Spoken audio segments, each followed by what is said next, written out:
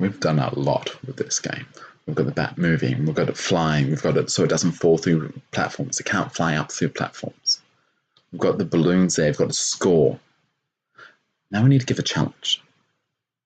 Now there's a few ways you can do a challenge. The way we're going to look at it initially is a timer. So let's go back to our game. So our character moves around the screen pretty well.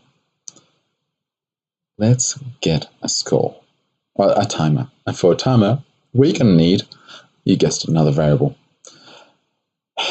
Timer.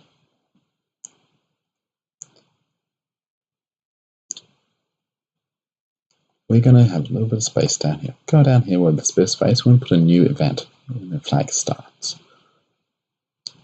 Now, as you can see, we've got the timer, direction, and score. We don't need to see the direction there, so let's get rid of that. Let's move the timer in the center of the screen. Generally, that's where you'd find a timer in a lot of games. Now, over here, this is the code. So we'll get timer. That's our comment, remember?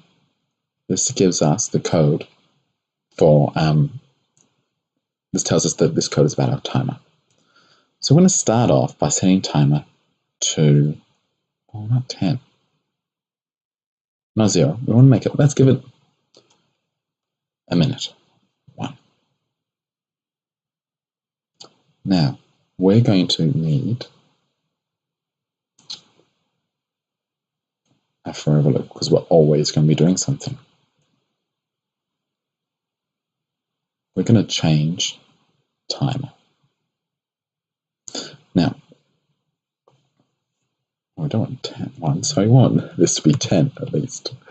If we go back to data, we're going to change timer by, let's say, -1. Take away 1. So every time it comes through here, we're going to take away 1. We need to put a wait there.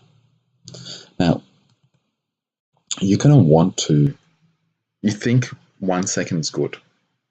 It's actually not. You should, 0.3 seems to be the sweet spot with this, where it's enough times that it happens quickly, but it's also still doing good number. It's also not going too fast. So if you don't have the wait in there, you basically, your time will just stop straight away. So let's go back to the window. And again, we've got to wait. So change the timer by -1. Pardon me. Now, if the timer is less than, see, we're doing maths. This is maths, but the good thing about this maths is the computer's doing it. You just need to tell it what to do. So remember, less than is the smaller side of the little arrow points to the smaller number. The bigger part of the arrow points to the big number. So that's what that action simple means. Go back here, back to our game. So if we want, in data, we get out the timer is less than 0, then what are we going to do? In events, control. There's this one called stop all. What does it do? It's very tricky. It stops everything. So what we can do there, press the green flag. Up here, it's decreasing. Oh, it's doing every second. This one works well, actually. And then it stops everything. I can't move my character anymore. Now, the reason why we didn't use some of the different commands at the start, you might have seen them. If you look at events, when the key is pressed, the reason we didn't use those to move the character and make it fly and everything is because I wanted it when we got to the stop all, it stops everything. If you still have those, if you use those key commands when the key is pressed and you still press the button, it still works. It still moves the character across. That's why the flag is better in this case. Now, it's not really doing something. Let's say, how it looks. So say, hello, time is up. Let's see how that works. 6, 5, 4, 3, 2. The problem with the stop all is it stops everything.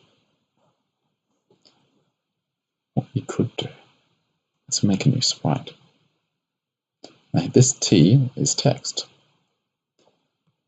Game over. Make sure you spell it right before you can change off it. Because if you don't, it's going to have a bit of an issue. Now, you see this little tiny line there? That's where the center of the image is. So you can always change that. Very good. So now I've got the game over. See this line? So I'm going to make it so the game over thing is going to start off hidden. Now, and we're going to use a broadcast. I haven't used the broadcast yet. So broadcast is sending a message to all the other sprites in the game to do something. We're going to use that now. So if we go back to the bat, click on the bat, and click here. And instead of doing stop all, we're going to get rid of that. We're going to broadcast message. Do a new message. Time is up. So that means this message is going to go across to all the sprites. If we go down here to the game over one, we can do when I receive time is up, we want to show, and then we will stop all.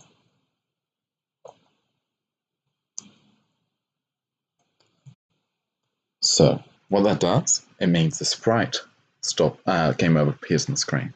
Let's see how it works.